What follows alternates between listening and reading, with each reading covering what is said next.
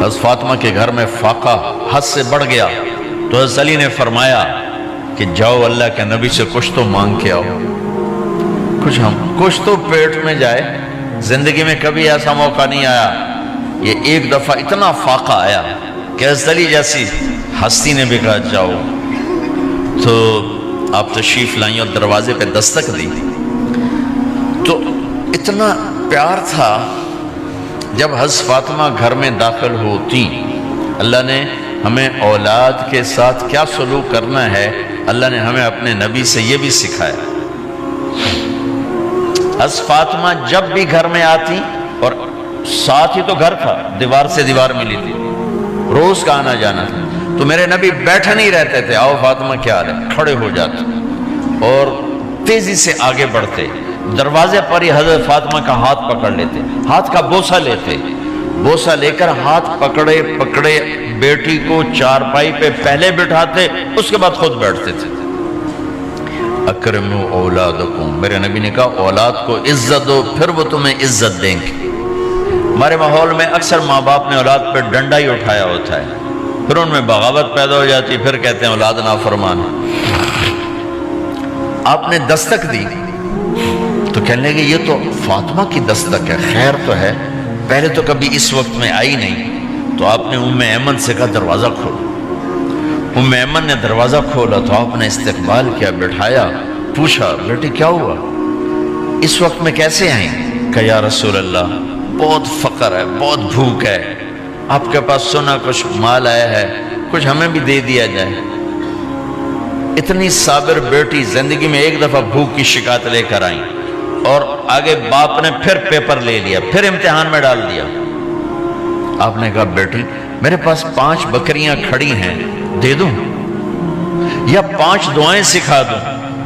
یہ بھی کوئی کتنا سخت موقع تھا، کتنا سخت موقع ہے کہ صبر کا پہاڑ بیٹی اتنی مجبور ہو کر آتی ہیں کہ یا رسول اللہ برا حال۔ تو میرے نبی کہتے بیٹی یہ بکریاں بھی لے جا، دعائیں بھی لے جا، دونوں جمع کر دیتے، یا دعائیں بعد میں سکھا دیتے، بکریاں دیتے، ایک تو دے دیتے، پر امت کے غریبوں کو تسلی دینی تھی، چونکہ امت میں اکثر طبقہ غریب ہوگا۔ تو آپ نے کہا بیٹی 5 بکریاں دوں یا 5 دعائیں دوں؟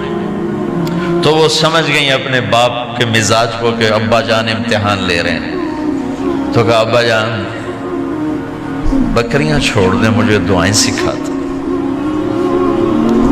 مجھے بکریاں نہیں چاہیے۔ بھوکے کی رات بھی گزر جاتی ہے اور بھوکے کا دن بھی ڈوب جاتا ہے۔ تو آپ کا چہرہ ایسے کھل گیا کہ میری بیٹی پاس ہو گئی۔ کہا بیٹی آپ تم دعا میں یہ کہا کرو یا اول الاولین یا آخر الاخرین یا ذا القوة المتین یا راحم المساکین یا ارحم الراحمین، یہ تیرے لیے 5 بکریوں سے اعلیٰ چیز۔ اب گھر واپس گئیں خالی ہاتھ۔ حضرت علی نے فرمایا تو کچھ بھی نہیں لائی؟ کہا نہیں لائی ہوں، بہت کچھ لائی ہوں۔ کہا کیا؟ کہا میں دنیا لینے گئی تھی، آخرت لے کے آ گئی۔ ذہبت للدنیا وجئت بالآخرہ۔ تو حضرت علی نے فرمایا تیرا آج کا دن سب سے اعلیٰ دن، خیر ایام کی حال۔ داماد کا امتحان لے لیا، حضرت علی کو بلا لیا، علی 5000 بکریاں دوں کہ 5 دعائیں دوں؟ اس وہاں تو 5 بکریاں، اب 5000 کر دیں۔ علی 5000 بکریاں لیتے ہو یا 5 دعائیں لیتے ہو؟ تو بھی سمجھ گئے کہ آج میرا محبوب مجھ سے امتحان لے رہا ہے کہ علی کتنا کو مضبوط ہے اپنے ایمان میں۔ اور فاقے میں نے بتا دی کیا گزر رہے ہیں۔ آدمی اپنی بھوک سہ لیتا ہے، اولاد کا رونا برداشت نہیں ہوتا ہے۔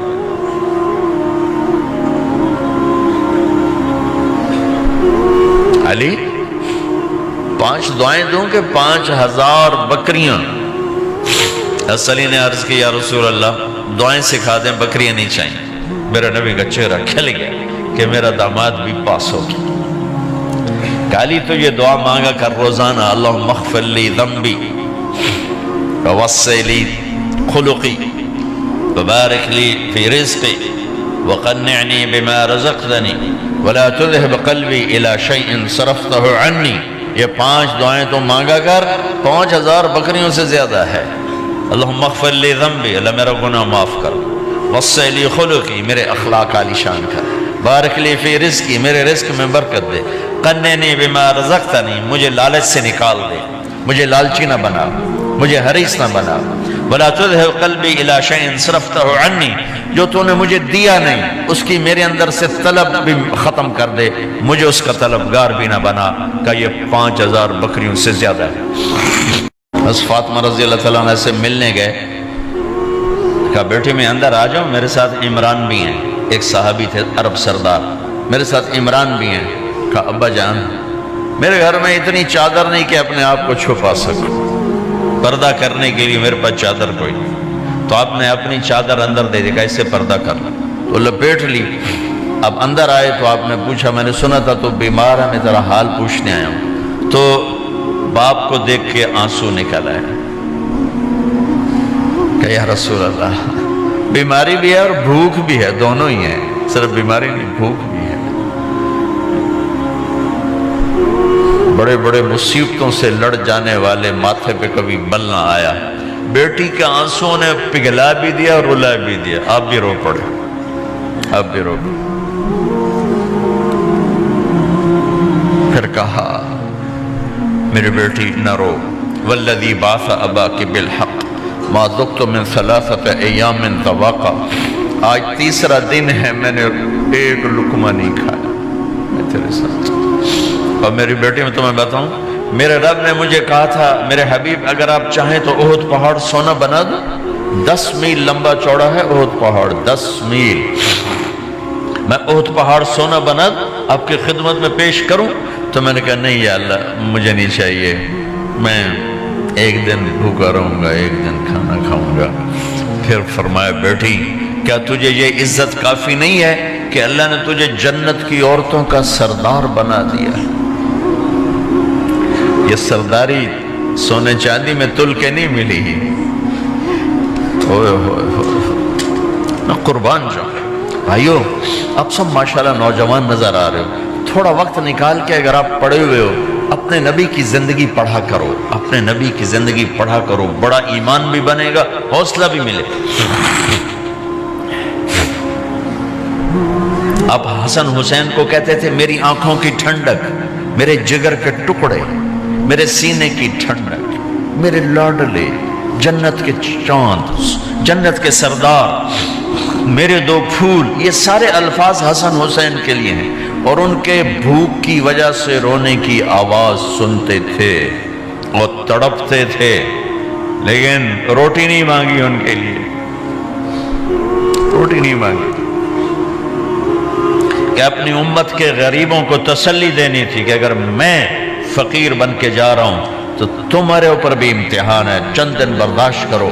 آپ نے فرمایا سب سے پہلے میں جنت میں داخل ہوں گا، سارے نبیوں پر جنت حرام ہے جب تک میں نہ چلا جاؤں، اور ساری امتوں پر جنت حرام ہے جب تک میری امت نہ چلی جائے، سب سے پہلے میں جنت میں داخل ہوں گا، وما یا فقراء المؤمنین، اور میرے ساتھ میری امت کے غریب لوگوں، میرے ساتھ میری امت کے غریب لوگ میرے ساتھ پہلے داخل ہوں گے۔